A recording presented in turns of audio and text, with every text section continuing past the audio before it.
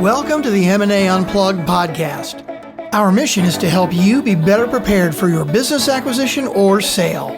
Being prepared will ensure you maximize returns and minimize risks. This is M&A Unplugged with your host, Dominic Rinaldi. Welcome back. I'm Dominic Rinaldi, host of the M&A Unplugged podcast. What do private equity firms look for in target companies? How do private equity firms approach value and risk assessment? How are private equity firms changing their approach during this COVID-19 pandemic? My guests today, Andy Waltman and Ben Mimic from Baymark Partners, a lower middle market private equity firm, talk about how their firm is approaching acquisitions. As a business owner, understanding what a buyer is looking for in a deal is great knowledge to have as you position your company for a future sale. Ben and Andy also discussed what they think the M&A market might look like over the next 12 months. You will walk away with some great insights. Before we get into today's episode, if you want to avoid common deal pitfalls, the risk of losing substantial dollars, you need to know how ready you are for a transaction. Because I believe proper preparation is so critical to your deal success, I have developed a 5-minute assessment that will allow you to immediately gauge how ready you really are to buy or sell a business. You can access these free assessments and other free resources on our website at www.k2advisor.com/resources. Being prepared is critical to ensuring that you maximize returns and minimize risks.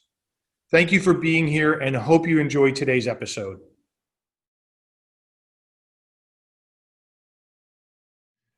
Ben and Andy, welcome to M&A Unplugged. So nice to have you here.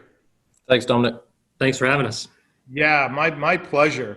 So for the M&A Unplugged audience, could you both give us just a quick backgrounder on yourselves, and then maybe one of you take doing a high level on Baymark so everybody understands what you do?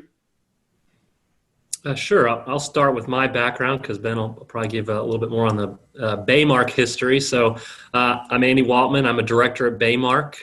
I've been here for 5 years. I originally came from the world of accounting. I started at PricewaterhouseCoopers about 11 years ago. I was there for 2 years. I left there and I joined a great oil and gas private equity firm, Energy Spectrum. I was in their financial reporting group. They had about $2.5 billion of assets under management. I was there for 5 years. After my time there, or during my time there, I got my MBA at SMU. And I kind of wanted to look at some opportunities outside of the energy world. And so that's when I joined Baymark again about 4.5 years ago. And I've been here ever since. Awesome.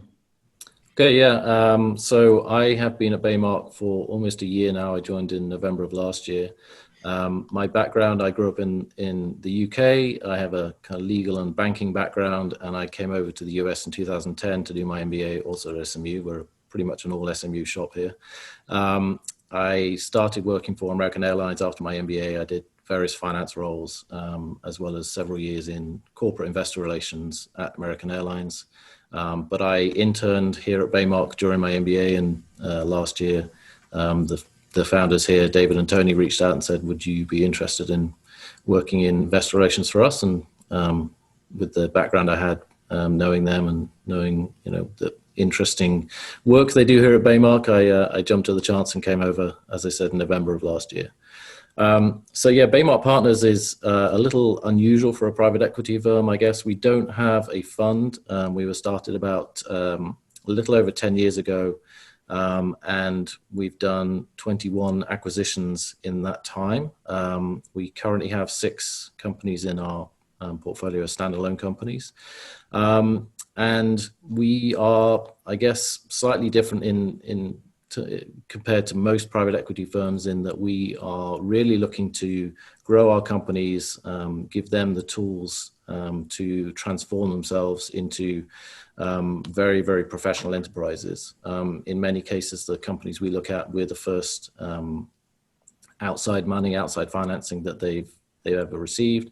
And so a lot of what we do is geared towards professionalizing those companies and giving them the ability to take advantage of the opportunities they have. We are fairly agnostic in terms of industries we look at. We don't do brick and mortar retail, real estate, hospitality, or anything like that, but we'll take a look at almost anything else. Areas where we really are interested are healthcare, IT services, business services, light manufacturing, things like that. We have examples of most of those in our portfolio right now. We're a lower middle market firm, so we look at companies generally with EBITDA between $2 and $10 million. And in terms of what we like, I'm sure we'll get into this more later in the podcast, but we like pretty much what everyone else likes: established recurring revenue streams, some form of moat or competitive advantage, and diversified customer base, that sort of thing. So. Awesome. Well, thank you for that overview. And you got out of the transportation industry just in time, huh, Ben? That's right. All my ex-colleagues are a little jealous. They said, they feel like I had some sort of insider knowledge about the COVID virus. Pandemic, huh? It was just coincidence. Boy, that is one industry that is going to go through a lot of changes. Absolutely. Going to be interesting to see what happens as that unfolds and whether or not we bail out the airlines and keep them afloat. That's another topic for another day. Yeah, we'll have to do another podcast. Yeah. So, guys, let's just a few more questions about Baymark. So, you don't have a fund. Was that a conscious decision to not raise money, or how did you decide that you weren't going to raise funds and just go out into the market and be a regular search fund? So, I think for David and Tony, they like the flexibility that not having a fund gives you. There are a number of fairly well-known disadvantages for investors. The fund structure gives you, and the fact that in many cases with the time horizon imposed on you by having a fund, that can lead to some, say, suboptimal acquisition decisions as the deployment date comes closer.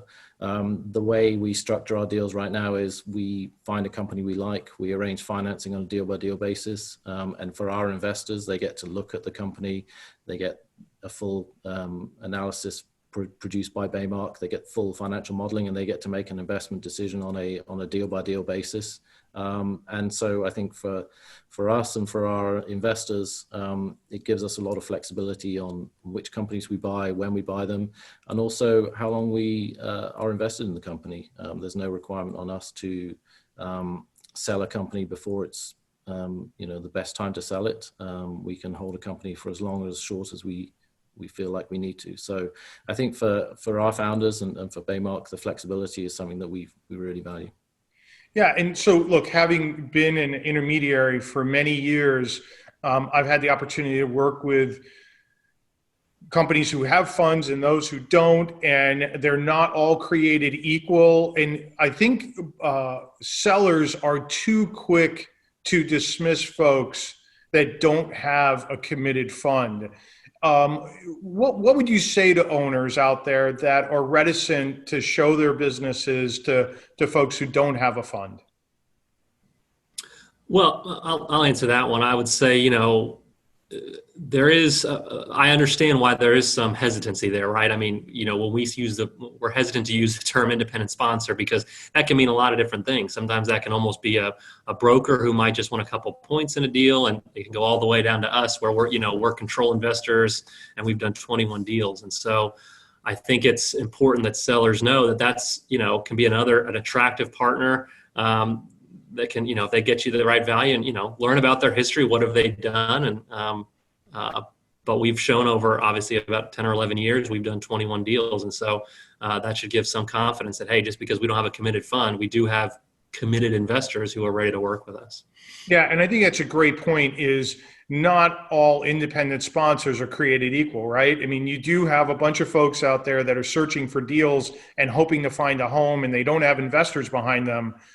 up the spectrum to you guys who are, at the high end of the spectrum where you've got investors behind you and you've done deals and you've got a track record. So I think it's important for anybody in the M&A Unplugged community who's listening to understand that just because somebody's an independent sponsor doesn't mean that they should automatically be, kept out of a deal. There are plenty of very good independent sponsors such as yourselves. So what is your typical strategy for a company? Like, are you looking to invest and hold it for 3, 5, 7 years? What are you looking for in a company? Do you like management to stay? Do you want the owner to stay? What are you looking for in a typical transaction? Sure. So, of course, every one of these rules I'll give, there are too many exceptions for each one, but I'll do my best. I would say our general strategy of what we try to do is we look for, we have some people here with a little bit more of an operational background that are, we don't look to come in and take operational roles. We're not looking to replace an entrepreneur or founder and come run the business. However, we are comfortable kind of coming in, working with the entrepreneurs, finding the right team of people to build around him. And so I would say we look at companies that are maybe a little undervalued in the market, that might, we like companies that have recurring revenue, but sometimes we'll look at companies that don't have that. And we'll look at companies, that are a little bit more tied to the construction market with, a little bit more cyclicality, or they're just a little bit smaller. We'll go down into the 2 million of EBITDA range. And some private equity firms don't really want to play in that space. And so I would say our general strategy is to find companies like that have the potential, but they don't really have the people, the infrastructure, the procedures there. And we look to come in, help them build that, grow the company, take that 2 to 3 million of EBITDA, grow it to 5, 6, 7 million of EBITDA, where now you're not so solely dependent on an entrepreneur. You're dependent now on a company of people and systems. And now you hopefully have a market of buyers that was larger than when we bought it. And so that's generally the goal. But as far as, owners, our goal is almost always to have the owner. I've taken it as far as I can. I want to take some chips off the table, but I want to keep a meaningful stake and, have that second bite of the apple. Yeah. I think that's a great point. And I think depending on the age of the owner, that's very appealing to them, right? To be able to get a sophisticated buyer like yourselves to come in, take some chips off the table, bring some real process and professionalism, and then go sell it 5, 7 years down the road for twice or 3 times what the original transaction was worth, or maybe more. Yeah. Yeah, we've seen many people with carry a 20-25% retained stake, and that end up being worth more than the original 75% purchase price. So yeah, that could be very appealing, very appealing. So let's talk a little bit about what you're seeing in the market right now. I mean, we're in this COVID environment. There's been a lot of shifting grounds. I don't think it's all settled out, but what are you currently seeing on the sell side? Oh man, we've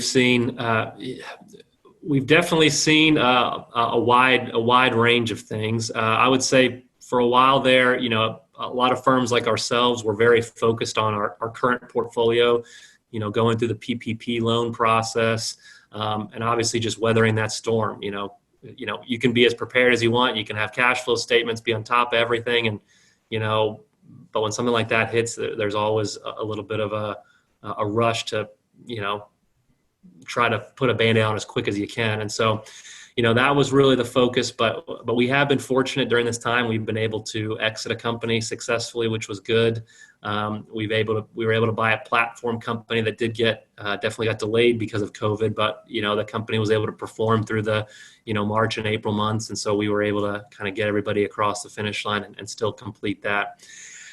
Currently our deal flow right now, I would say, we have a few businesses in particular that have actually done pretty well during this time. We have a couple that have, essential businesses that are tied to construction. And so we've been pretty aggressive looking for some add-on opportunities for those. We also have an IT services company that we've been looking for add-ons for those. So we're definitely still looking for platforms. I would say the deal flow there for those bigger 3, 4, 5 million EBITDA companies has definitely slowed, and the quality hasn't been quite as high, although we are starting to see that come back a little bit. And so we've been focused on a little bit of a smaller, for add-on opportunities, we'll go as small as, 400 or 500,000 of EBITDA. And so we've been looking at some more of those opportunities, really trying to put these companies that are doing well during this time and put them on an even stronger foothold. So, yeah, I think that's an interesting point. We definitely saw the market slow down a bit. We are seeing a bit of an uptick, but I'm a little surprised we haven't seen more of an uptick, given some of the discussion around the outcome of the election and maybe capital gains taxes going up and things like that. I thought we would have seen more sellers come out and try to get ahead of that, and we just haven't seen that. Well, and I think the last thing is a lot of the people I think that were in the market, March, April, even right now, they started their process with brokers pre-COVID, a lot of them. And they said, hey, you can sell this company for 6, 7, 8 times. Well, then all of a sudden, overnight, buyers changed. Hey, wait a minute, I'll pay you 6 times, but 30% is going to be an earnout, or you're going to have a seller note. And so,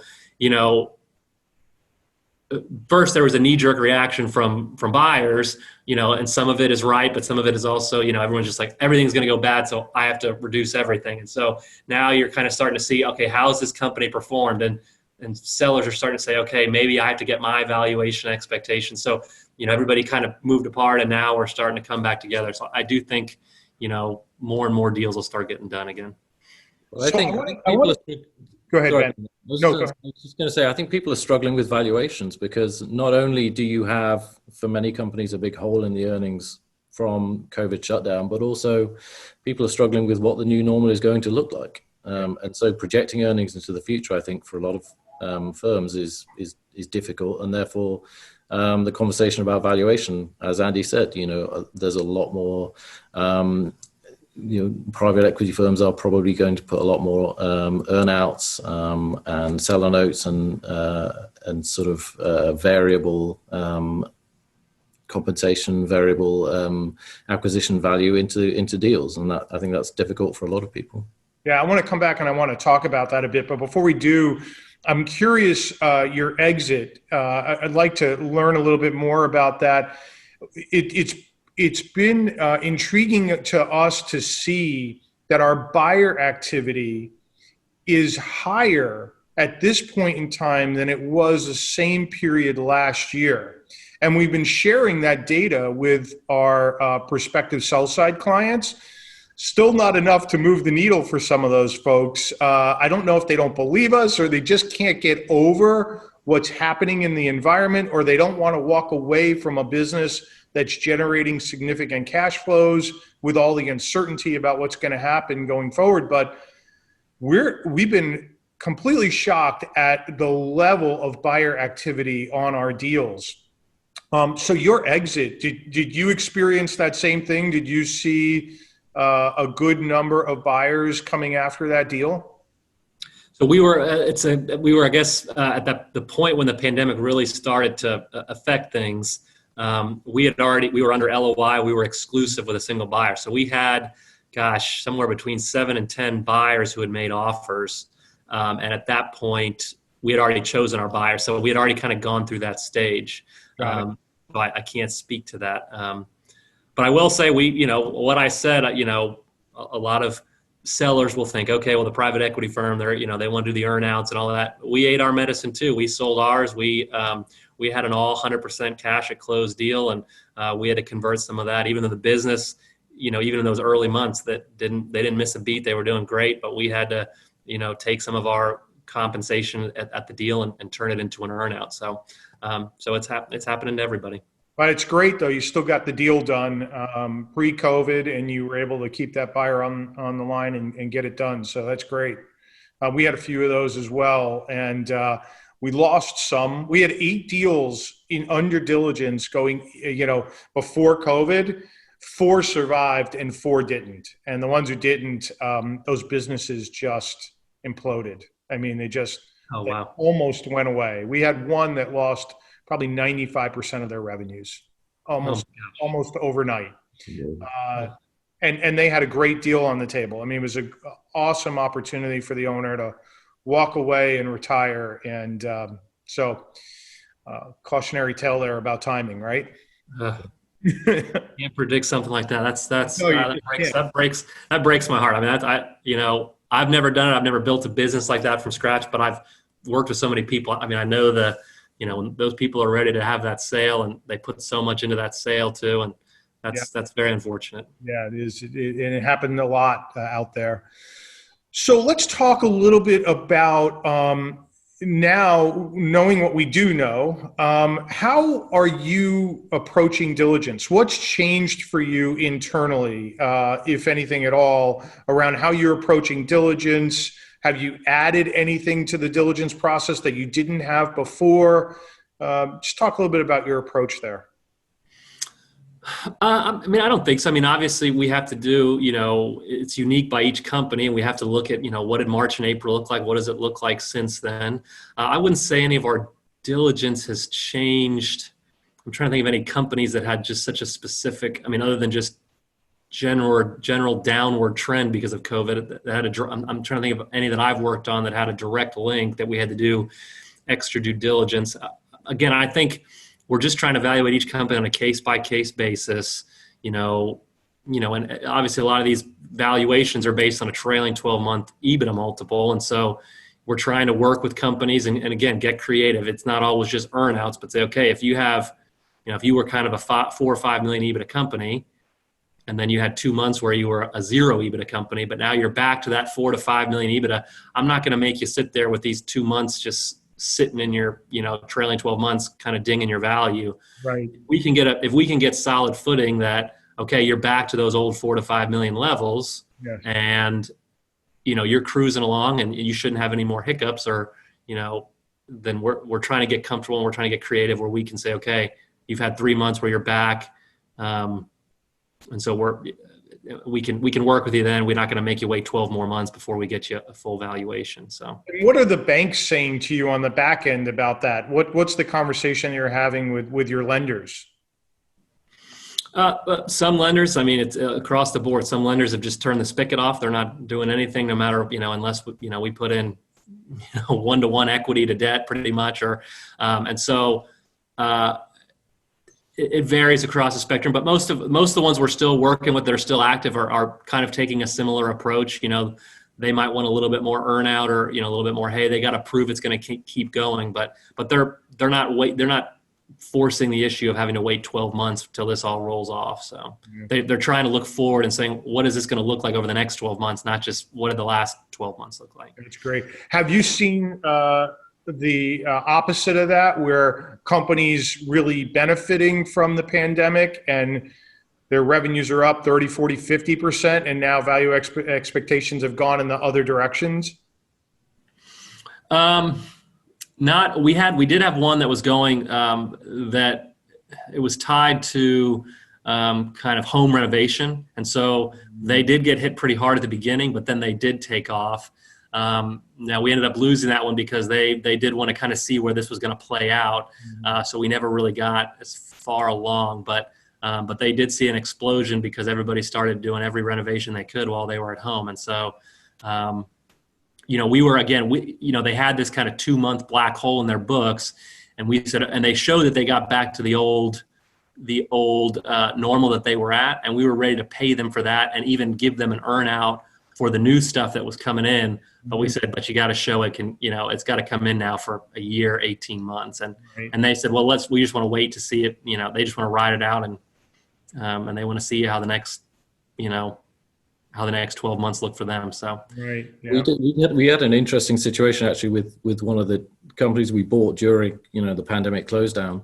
It was an installer of school security systems.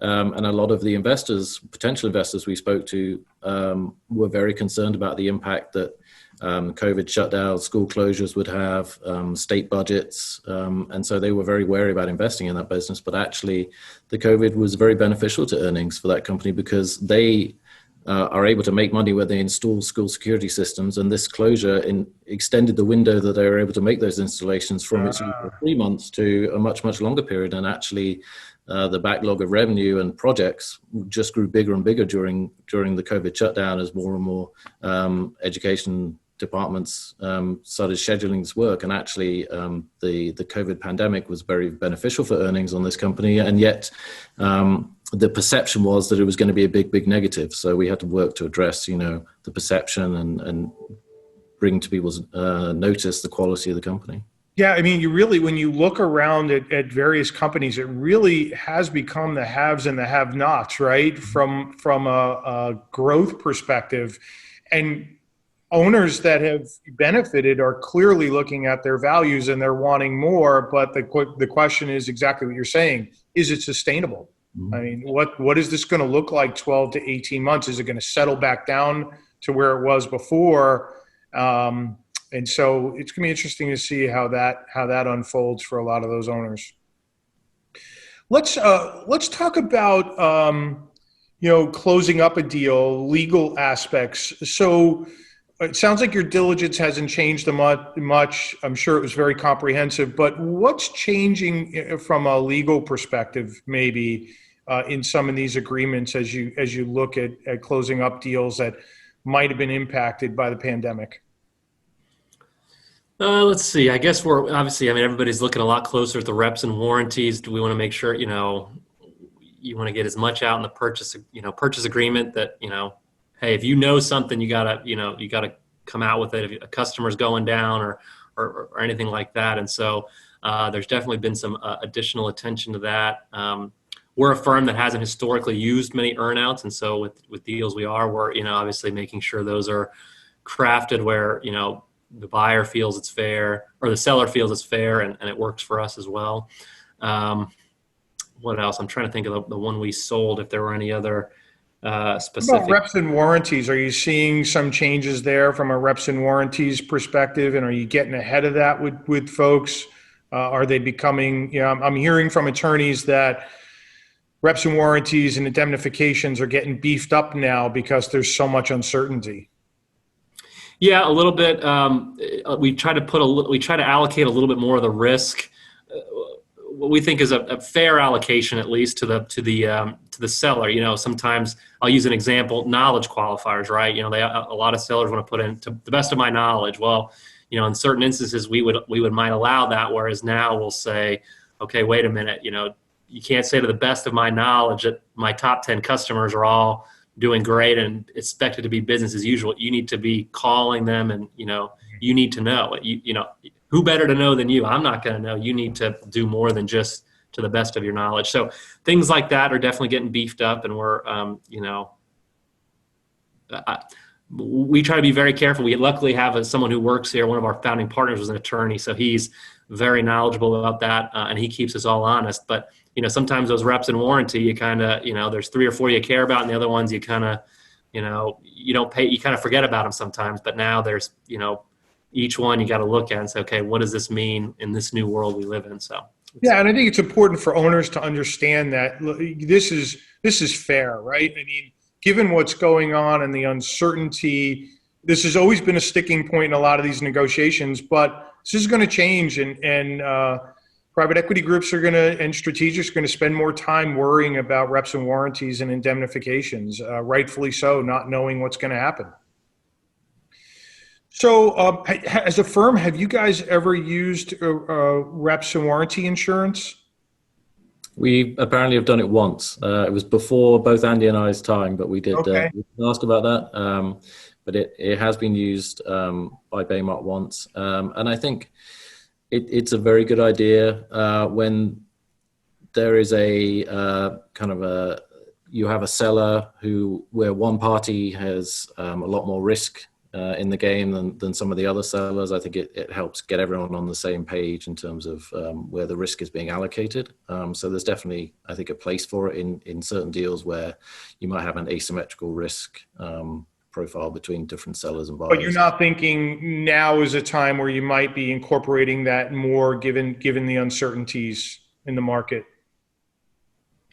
I don't think as a matter of course it's something we'll look at, but certainly in situations, there are situations where I think it's definitely something we would use. Yeah. Okay. Guys, I'm going to ask you to pull out your crystal balls a little bit. So what do you think happens here in the marketplace? I mean, we're historically low interest rates. Lenders are still out there looking to put capital to work. Lots of buyers, as we've talked about it.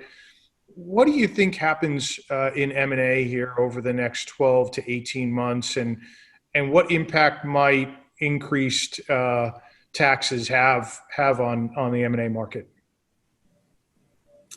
So, I mean, I think as Andy mentioned earlier, we have definitely seen a lack of very good larger companies that would be suitable for us to buy as portfolio companies, as standalone acquisitions.